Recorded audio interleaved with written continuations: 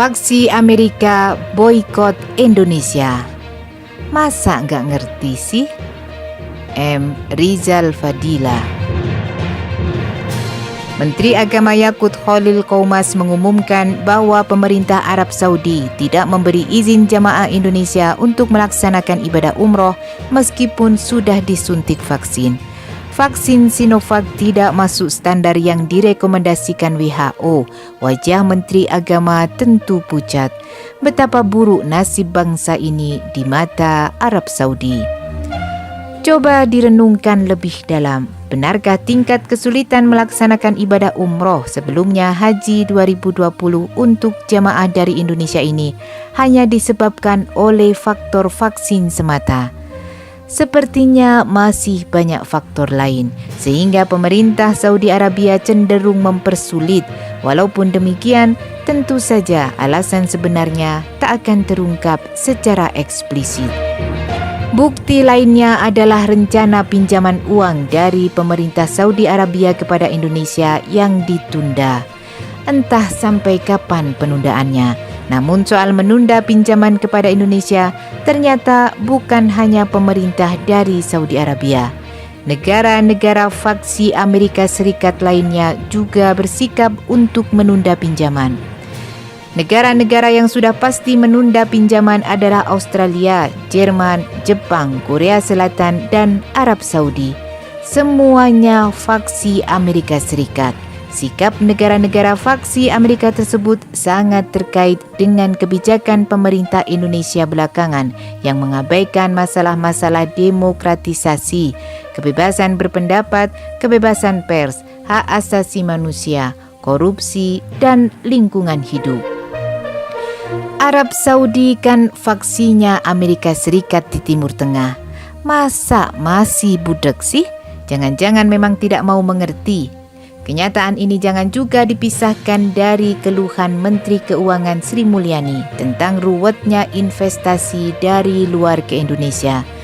Sebab hampir 90% investasi luar negeri di Indonesia itu masih negara-negara faksinya Amerika Serikat. Ditundanya bantuan bilateral dari negara-negara faksi Amerika Serikat yang ditambah dengan sulitnya investasi dari luar negeri semakin memperlihatkan kuatnya tekanan Amerika kepada pemerintahan Presiden Jokowi. Kenyataan ini semakin disempurnakan dengan pernyataan resmi Menteri Luar Negeri Amerika Serikat tentang 8 poin pelanggaran hak asasi manusia yang terjadi di Indonesia. Kalau sinyal-sinyal politik dari Amerika Serikat dan sekutu-sekutunya kepada pemerintahan Presiden Jokowi ini tidak juga mau difahami, maka kemungkinan bakal ada tekanan yang lebih keras.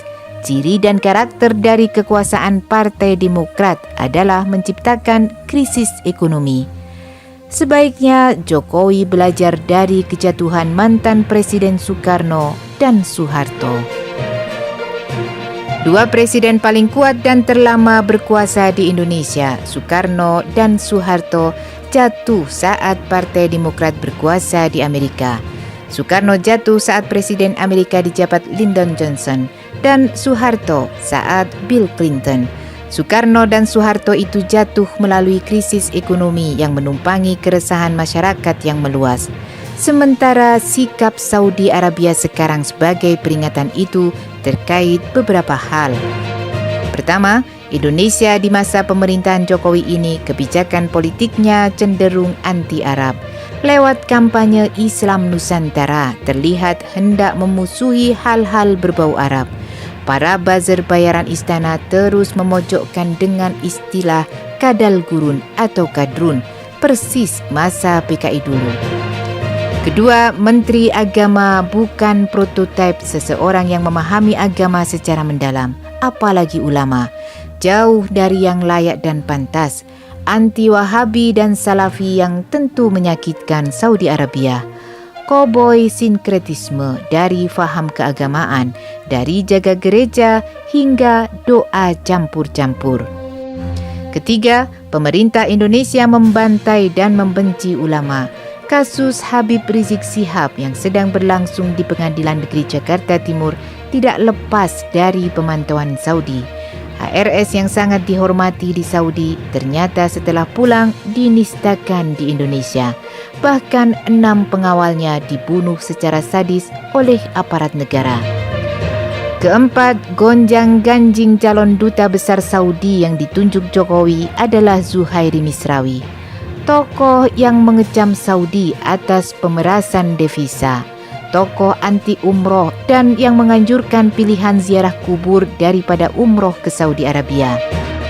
Kelima, dalam konteks global, Saudi Arabia lebih dekat dan bersahabat dengan Amerika ketimbang China. Sedangkan Indonesia sedang akrab-akrab dan bermain-main dengan China.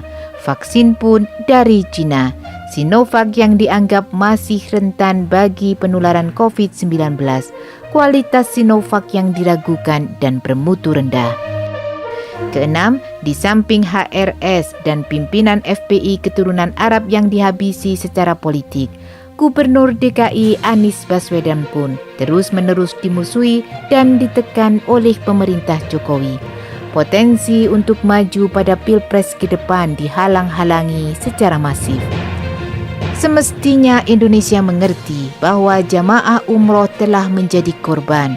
Sebelumnya jamaah haji 2020 yang menjadi korban. Sejak awal lobi Indonesia terhadap Saudi selalu lemah, apalagi kini di era COVID-19 yang terasa semakin babak belur. Harus ada perubahan kebijakan politik jika hendak membantu umat Islam agar dapat melaksanakan ibadah umroh dan haji ke Saudi Arabia.